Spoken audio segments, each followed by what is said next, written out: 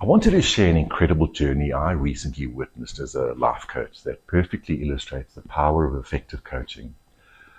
This is the story of my client John, who came to see me feeling completely stuck in life. When John first walked into my office, you could literally see the weight of the limiting beliefs on his shoulders. His posture, his energy, everything about him screamed, "I've tried and failed too many times." He had a good job, but wasn't advancing. He had ideas, but never executed them. He had dreams, but couldn't seem to make them a reality. John was the definition of someone trapped in the gap between thinking about doing and actually doing. Our first session was eye-opening. Now, many coaches might have spent weeks analyzing John's childhood or diving deep into his psyche, but that's not what life coaching is about. We went straight for results. Why? Because results create momentum. And momentum is what breaks through limiting beliefs faster than anything. John, I said, we're going to focus on one thing and one thing only, getting you actual, tangible results. Not understanding, not processing, just results. This is crucial to understand about effective life coaching. We are not therapists. The therapeutic relationship has tremendous value, but it's different from what we do. As coaches, we're focused on forward movement and actionable outcomes. What I discovered working with John was fascinating. His desires, success, advancement, achievement, were in conflict with his value system.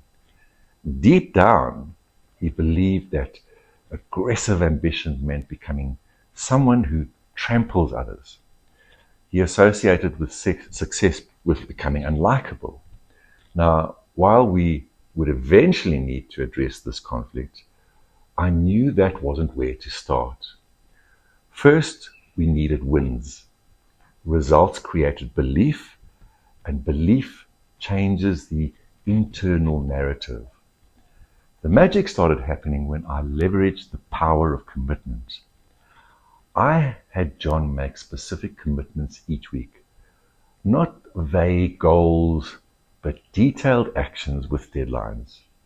Each commitment he made was connected to his identity. This is what a person of your caliber and potential does. The fascinating thing about commitment is that once we make it public and attach it to our identity, we become almost neurobiologically incapable of breaking it without significant discomfort. This is the power a coach taps into. We also worked extensively with the pain-pleasure principle. I had John vividly imagine the pleasure of achieving his goals, the feelings, the recognition, the sense of mastery. Then I had him imagine, with equal intensity, the pain of remaining stuck 5 years from now.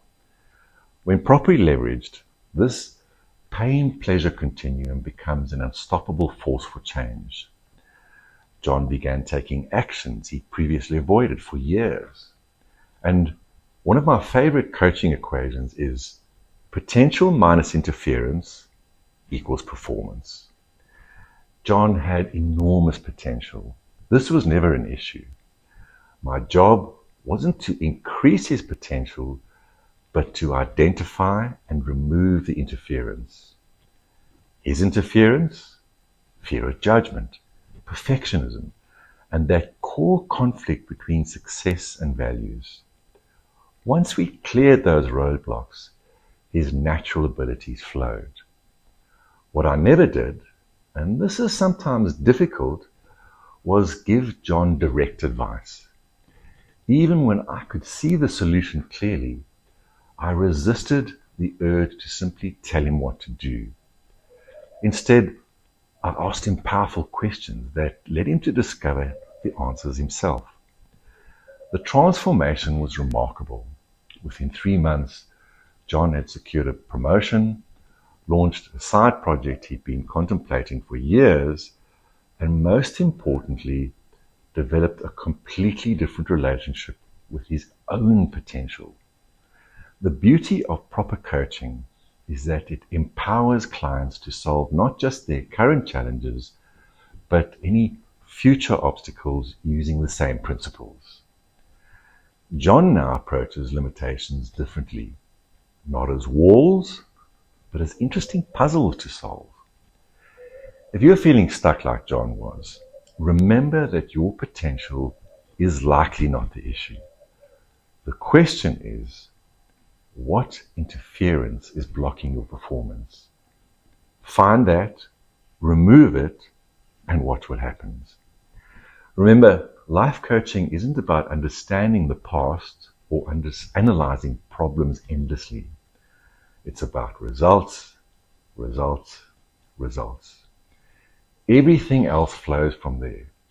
And hey, John's story resonates with you in any way.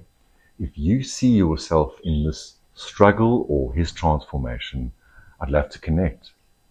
Maybe you're facing your own limiting beliefs or feeling stuck between thinking about doing and actually doing. If so, there's a link in the description below where you can reach out to me. Let's have a conversation about what might be possible for you. No pressure, just an opportunity to explore how coaching might help you get the results you're looking for. Because everyone deserves to break through what's holding them back and live up to their true potential.